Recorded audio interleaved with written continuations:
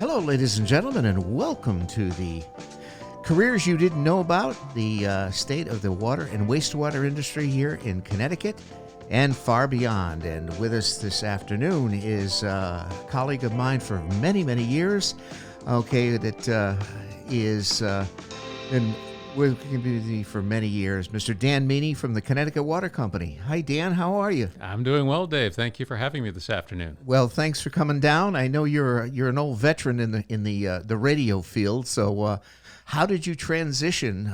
From the radio and to media? Of course, now you're. Tell us what your day job is.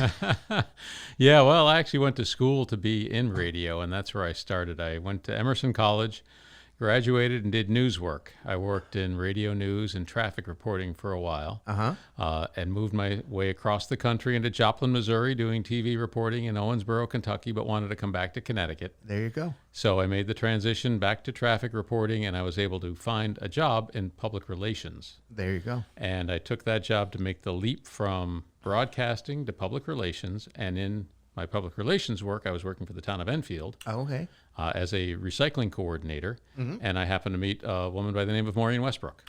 Geez, I know that lady. Exactly. So, she was actually episode 2 on our podcast. Yeah, and so I met Maureen. A job opening came up at Connecticut Water shortly thereafter. I applied, and here I am. And still here, and still plugging. Here. I know we first ran across each other when I was, the chair of the Conservation Committee, and you were one of the premier members, the original members, my God, for many, many years. So that was, we had a lot of fun. We did have a lot of fun. You toting Walter around to demonstrate the value of water conservation and low flow fixtures. Yeah, and that's going to do the Water Week at the state capitals, and doing the we did lake compounds and a whole mess of places. That's right. I forgot about lake compounds. Yeah, we did as far as that goes. So, so you transitioned into water. I did. Now you're when you went to work for Connecticut Water, it was as a media specialist. It was public affairs associate was the job title I had at the time, and it really was communications. We were a smaller company at that point, just in Connecticut with. I want to say probably about 150 employees. Okay. So the job has always been focused on employee communications, internal newsletters. Back in that day, it was working on memos, newsletters that were printed. We didn't have email. We didn't have electronic or digital media. Technology has moved. It has moved. External communications, we would be responsible for the content and the layout of bill inserts that would go in with customer bills. Sure. And a little bit of working on just general news releases, working with media relations. Remember, one of our prime focuses back in the Conservation Committee was to do the conservation brochures. That's right. That? How many of those that we had printed and every year and so forth, and then lo and behold, the state health department said that we can include them on our consumer confidence report, and that was the end of doing printed stuff. That's right. We still have boxes in Clinton of I still have boxes too. I've got the value of water. Yes. Yeah. As far as that goes, so obviously Connecticut Water since you joined and so forth has expanded exponentially. I know you're in talking with Maureen now. You have utilities in Maine. You have utilities in California, and do you interact with those utilities as well? Absolutely. In New England, Maine Water Company is a sister company to Connecticut Water Company. We have the same structure, and we work closely. Our communications team supports the Maine team. Right. Okay. So we're working on projects together. They're just completing a new $60 million drinking water treatment facility in Biddeford, Maine. So we've been involved in communications to customers and regulators and local officials about that. We also work with our colleagues in Texas and California. That's more of a resource sharing. Okay. One of the philosophies we have in terms of communication for our companies is we have a national scale. Yep. So we have resources to address issues and to work together. But water is a local business. Yes. So they've got a communications team in California and one in Texas. We talk, we discuss issues or best practices, how we can share resources, how we can help each other out. Sure. But we don't in Connecticut dictate communications in California, and they don't tell us what we should or ought to be doing in Connecticut. Right, right. And that's, I think, one of the things I'm stressing to a lot of the younger students that we're trying to attract into this industry is that, the water industry isn't something that you can outsource. You have to have boots on the ground, as far as that goes. And you get to the point where there's a lot of security there in having that happen. Yeah, and we've seen the benefits of having those resources nationwide. When Texas had its big ice storm and freezing weather back in February of 2021, right? They lost power. Their call center was down. We were able to, in the morning, take calls from Texas in our Connecticut call center to support Texas. Wow. And in the afternoon, Texas's calls would go to California because of the time difference. Oh, okay. They could take the afternoon calls, so we were able to support each other's operations. Nice. Communications-wise, because of our geographic diversity. Well, that's the thing. You get to a point where, and again, as technology has moved and expanded, and obviously, and whether we like it or not, it's going where it's going. And I think, from the standpoint of, I can remember starting to read water meters. You used to have the flip book and the pencil and paper, and that's all changed now. Yeah, absolutely. And it's only going to, like you said, it's only going to accelerate. Absolutely. 10, 15 years ago, social media wasn't a thing, and now you have to have a social media presence. It requires a different style of writing, sure, different visuals, different graphics, and customers expect more. They expect you to communicate that way. Nice. I think I have to close the window, Dan. My next door neighbor is mowing the lawn. And something more to do in post. So, yes. I think, as you say, Dan, your job now, from a standpoint of public relations, now you are, anything happening, you are the public face to the community. Is that typically accurate? That is, I'm the media liaison, usually the spokesperson for the water company, especially if it's an issue that is affecting customers. If the media wants to talk to somebody, I will almost always get the call or the email or the text to say, can you tell us about this water main break or this water quality issue or a rate issue, any of those things. I get the call, and then we decide internally who's the best person to talk about that.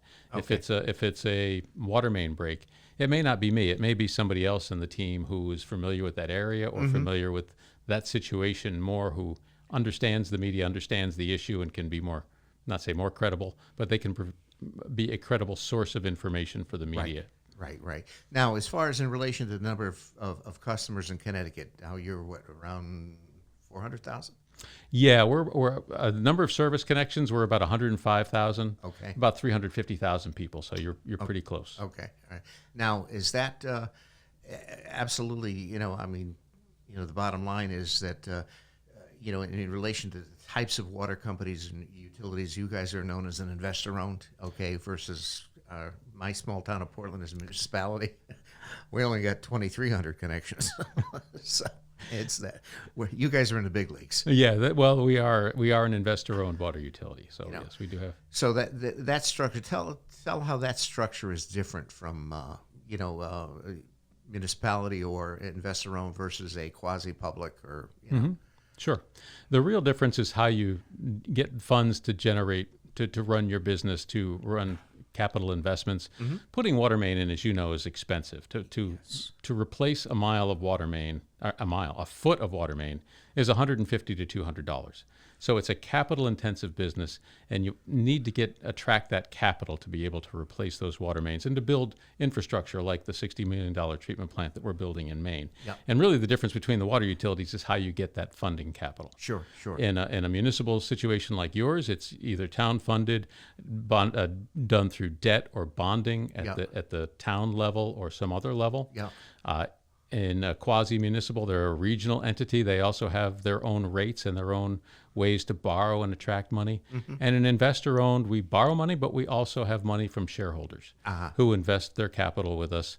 And the theory being, and it's we like the model because we think it works very well, is when shareholders invest, they get their return back. They get an opportunity to do well when the company does well. Sure. When the company serves its customers, when it provides high-quality water, when we do outstanding service for customers, that's when we do well, and that's when the shareholders do well as a shareholder of our company. Absolutely. I think, providing, obviously the prime focus is providing clean water. I mean, a lot of times, people take for granted, that they turn on the water and clean water comes out, and there's a lot that goes into behind that to make that happen, as far as that goes.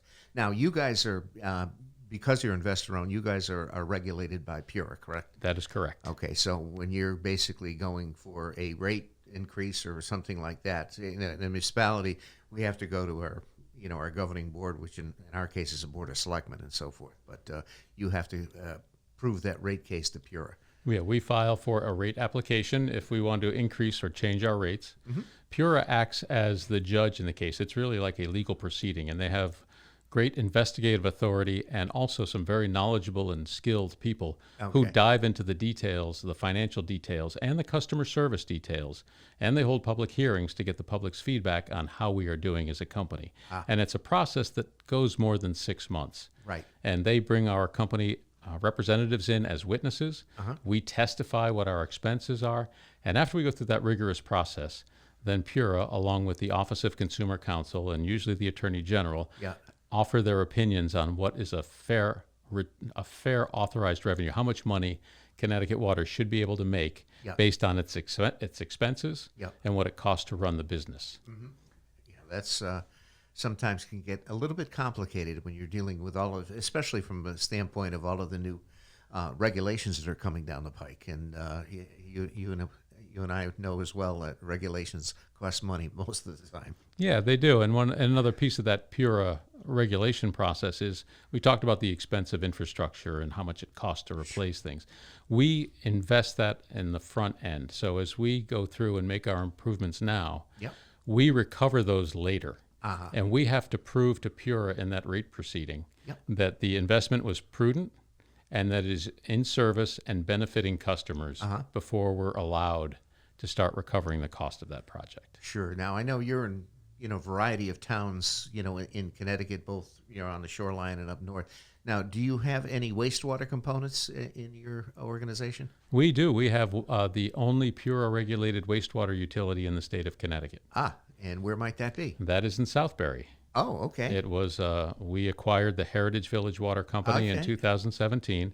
And Heritage Village also had a wastewater treatment facility for primarily serve the Heritage Village condominium community, as well as the Southbury Training Center. Now, in order to take that on, did you have to, well, obviously you had to expand your processes as far as that goes and, get certified operators on the wastewater side, correct? Yeah, we're very fortunate whenever we've made acquisitions of Heritage Village Water Company or Avon Water Company that same year, we have retained the people that were with those companies. Oh, okay. So they stayed on. The people that were the operators of the plant were the operators of the plant the first day that Connecticut Water owned Heritage Village Water Company. And since then, we've worked to attract people because there are retirements, people who leave the field. So we do need to continually attract people who have an interest, and that is a real challenging certification to get on the wastewater side. Absolutely. They all are, but especially difficult on wastewater. Yeah, I get it. And the thing is, filling that pipeline, so to speak, literally, not only on the wastewater side, but also on the water side is becoming increasingly more challenging. As you know, you and I have been in the business quite a few years, so it's getting to the point that we have to start getting some new blood in to start filling that pipeline, so to speak. So does Connecticut Water, I know Connecticut Water, when Maureen was on, they offer some, tuition incentives for people that want to go on and so forth? We do have a tuition reimbursement policy. We also have an intern policy now. We've had interns come in from Southern Connecticut State University, I believe. I'd have to check that to be sure, but I know we've had interns. I'm just not 100% sure that that's the right school. Okay. And really the idea is you want to develop the people you've got, but you also want to make it an attractive workplace. So we work very hard with our employees on the culture, that culture of service, of giving back to the community, serving customers, making sure that water is clean and safe for them to drink. It's good for health. It supports economic development in the community that you're working in. Sure. Firemen, volunteers, and paid use that water at the hydrant to extinguish fires to save lives and property. So it's a career you can feel real good about. Yes. And so we work with our employees on that, and they are committed to our mission. And So we're particular about who we recruit, because not only do we want qualified, skilled people, we want people who have a passion for service, who want to work in the utility, who can see the benefits that we're providing to the community. Now, as far as in relation to, what I'm doing with this podcast, obviously I'm promoting this to a lot of the high school students, and because we got to start younger to start, getting them in before they get into college, before they can, and making them aware of the careers. And, what I'm, focusing a lot on as far as in relation, because a lot of high school students, you know as well as I do, that, they don't know the path that they're going to take, and they have to discover that. So I think, the focus is to make people, or the students, aware that there are careers, and there are careers out there in the water industry that don't necessarily require a college degree. You can get into, construction, you can get into customer service and whatever. Can you talk a little about that? Yeah, absolutely. We do need, and we try to fight that conception that, when you think of a water utility, you think of the person in the field reading the meters or repairing the water main breaks. But it's a business. Yes. There are people and supporting functions all across the company. We have accountants for us. We have engineers. We have people who are out reading meters. We have people who are out doing call before you digs. Whenever you want to do a water main replacement or there's a water main break, you need to have somebody go out and mark where your water main is, so you don't dig into it by accident. Yes. Yeah, so there are a variety of fields, and just to take my own personal example, if you had told me when I was in high school that I would be working for a water utility, I would have said you were crazy, because it was not even on my radar. Right. But I encourage people to give it a look, because it is something that really fulfills that passion you have for service, and you're doing a good thing. We're stewards of the environment, of water resources, water conservation. It's all good stuff, and you're exactly right. You don't need to have a college degree or an advanced degree to be in the water profession. But you can get in at an entry level, and you can advance up, like I say, get your water certification as far as in relation to treatment or distribution operator, cross connections, that's getting out there and testing backflow devices and so forth, that are all devices that are used to protect the integrity of the water and against contamination. So, in fact, there was actually a cross-connection committee meeting this morning. So, going there. But, they now, when you get into a situation where you get out and some of the customer or the community outreach, how does that play in? Do you get involved in community organizations and, Yeah, we do. COVID put a damper on some of that activity over the past couple of years, but we certainly make an effort, and we have a bunch of people who we call them volunteer teachers at Connecticut Water. We worked with the Pomperaug River Watershed Coalition to develop a third grade curriculum that meets third grade standards on the water cycle. It also touches on conservation, the importance of protecting water resources, and just in general how scarce fresh water is on the earth for drinking. 1% of the world's water is available for drinking. Yes. So we have people going into the classroom who teach the class for 35, 40 minutes and educate kids about that. Nice. We encourage people, especially civic groups, to come in and tour our treatment facilities so that they can see how water is treated, where your water comes from, how it goes through the treatment process, how we test and protect the water, and know that it's good when it's delivered to you.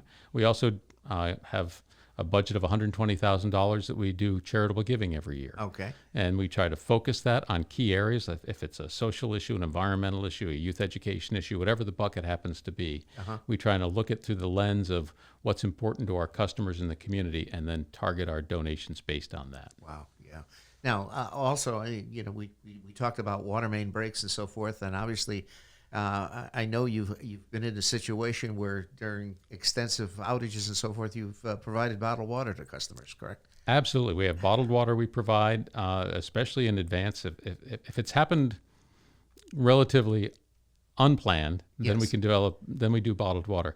We also have a water tanker service. Okay. So if we know that your facility, Dave, we need to do a water main replacement or a water meter replacement, or we need to do something that's going to interrupt your water service, but you're a business and you can't afford to be out and be a restaurant, we will bring a tanker truck, hook it up and provide that portable water supply. So your operation continues unaffected while we've shut off the water at the street. You're getting potable water pumped in from our truck while we make the repairs, and then we are gone and you're back on water. And you're back on water. And also in relation now, as far as healthcare facilities, now you have to make special provisions for them as well. Absolutely. We and that's another example. Healthcare facilities, dialysis centers are very high priority customers because they need that reliable access to water. You can't just closed. Yeah, exactly. Cancel the surgery. Yeah. Oh, Come back next week. So anyway, talk a little bit how your day job has evolved as the company has grown and as the water industry has evolved. Yeah, it's a great field to be in from my perspective because it's something different every day. What attracted me to radio and news is the same thing that attracts me to working at Connecticut Water today. It's to some degree not knowing what to expect when you come in the morning. Has there been a main break? Yep. Has something else happened overnight that you need to know about that Channel 8 or Channel 3 is calling to find out about? But it's then also taking that knowledge that you have of the situation, being an insider, and translating that, making it something that a customer or an employee or an outsider or a town official can understand. Yep. So how do you do that? And back in the day, it was by phone calls and by writing things on paper and sending things in the postal mail. Yeah, yeah. Now with the availability of digital media, we can create graphics and infographics, and we can have podcasts or video clips or other things to describe things. So that's really changed the business. I think over time, we're seeing customers demand more information about their water and where it comes from and how we treat it and what's going on with it if there's a problem. So that raises the bar for us to be able to communicate that. And with the advent of these digital tools, we can really do that and bring in people to help deliver that message. So my day-to-day job really hasn't changed. It's how I do the day-to-day job. Yeah. And many times, as far as in relation to doing your job and part of that requirement is to deal with perhaps diffuse situations that are, I've been out of water for 2 days, or I've been, or whatever, and so forth, and you have to be able to, diffuse those customers. Yeah, absolutely, and that is a critical part of what we do, and I try to keep in mind as I'm approaching those situations, whether it's a customer or a member of the media, they don't know as much about water as I do. Yep. They don't know how much our people care about the service they provide. Mistakes happen. It's unfortunate. I think the key is how you recover from it. And most of the time, people are understanding if you explain to them what happened. Yeah. And if it's a one-time, they're fine with that. If it's the same thing that happens over and over again, then you've got a little bit more explaining to do, and it becomes a little bit more of a challenge. But by and large, people, when they take a moment to sit back and think about it, and you can educate them in a nice way and raise awareness of the issue as to how things may have happened. Most people don't fully appreciate what it takes to get water from the source to the tap. Exactly. And being confrontational doesn't do anybody any good. No, absolutely Especially not. on your end. Yeah, on my end. And that is, I think something you'll find generally is that people, what do you call it, keyboard courage? Yeah. It's easy to fire off a very pointed, direct, potentially nasty email to somebody than it is to have it on a conversation. Yeah. So if you can get somebody on the phone to talk to them through it, you're usually better off than trying to hash it out over email or social media direct messaging. For sure. So anyway, so Dan, on a more personal note, what do you do for hobbies? My primary hobby is sailing. Really? I love water. Whether I go to work in it, I talk about it, or I'm on a boat sailing on it. Nice. What type of boat? Kind of boat you have? I have several. Okay.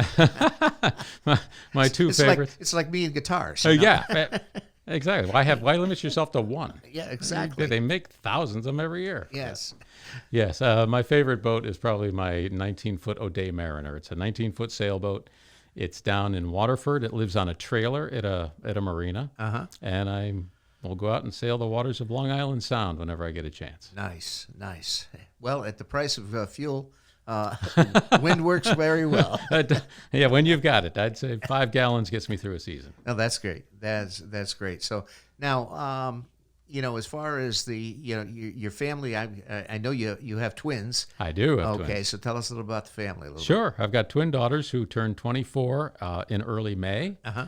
And one is pursuing a master's degree, and she's got 1 year school left. The other is out of school. And my youngest, my son, is graduating the end of the month. My God, congrats. I can remember back in the days of the Conservation Committee that when your wife had the twins. Oh, my God, that was, now look, they're graduating from, high school and college. My God. Yeah, and grad school. It's, yeah. Yeah, just add money and stir. Yeah. As far as that. So anyway, another question I try to ask, okay, and so forth. What's your favorite food? Favorite food? Wow. Geez, that's a good one. I like so much of it. I pretty much anything with Frank's hot sauce. Okay. Whether it's grilled chicken, hot dog, hamburger, Nice. fish. Yep. Okay. Put Frank's hot sauce on it, and I'm good to go. Nice. We had last week I had Tom Tyler on from the MDC, and I neglected to ask him the food question. And he says, and after we went off camera, and he says, "You didn't ask me the food question," and I was all prepared. So, Tom, I apologize.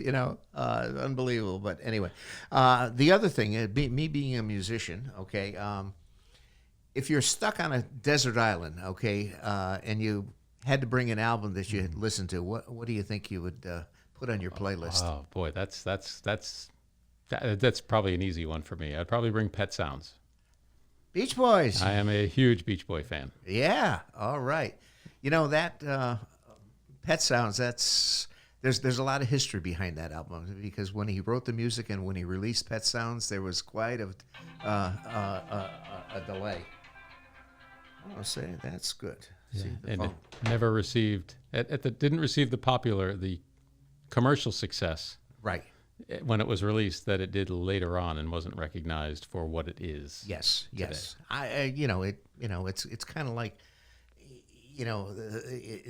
the Beatles, how they evolved, and the phases of music that they went through, and it's Yeah, there's a little competition between them. The Beatles would push the Beach Boys with Rubber Soul. The Beach Boys pushed back with Pet Sounds, Yep. and the Beatles pushed back with Sgt. Pepper, and so it goes. so it goes. But the Beatles are in a place all their own. Oh, absolutely. Yeah. Absolutely. And I go from there. So anyway, well, Dan, thank you so much for coming down. I appreciate it. And any advice for high school seniors that you could bits of knowledge, Words of wisdom. words of wisdom. Yeah, my words of wisdom would be just keep your mind open. Explore all options. Water and wastewater is a great field to get into. And as you've mentioned, you can get in without an advanced degree or a college degree and work your way up. One of our colleagues, Art O'Neill, who you may remember. Art, sure. Yeah, he started on the construction crew at our Rockville Water Treatment Facility back in the mid-'70s, and he is now our Vice President of Customer Service. Nice. Well, anyway, that's, it just goes to show you, and Art's been around a long time, as many of our colleagues have, and so forth. Are you going out to the annual conference at all by any chance? That conflicts with my son's graduation, so I will not be able to make it. We're going to miss you. So anyway, all right, ladies and gentlemen, this is the Careers You Didn't Know About podcast, and ladies and gentlemen, Dan Meaney was in the house with us. Dan Meaney, who is the public relations person from Connecticut Water Company. So, Dan, thank you so much for coming on. And we'll get this post processed, and we'll see if we can do a little post and get the phone ringing and the lawnmower out of here and go from there. So, again, say a little bit to everybody at the office, and we'll see you soon. Thanks so much. Thank you, Dave.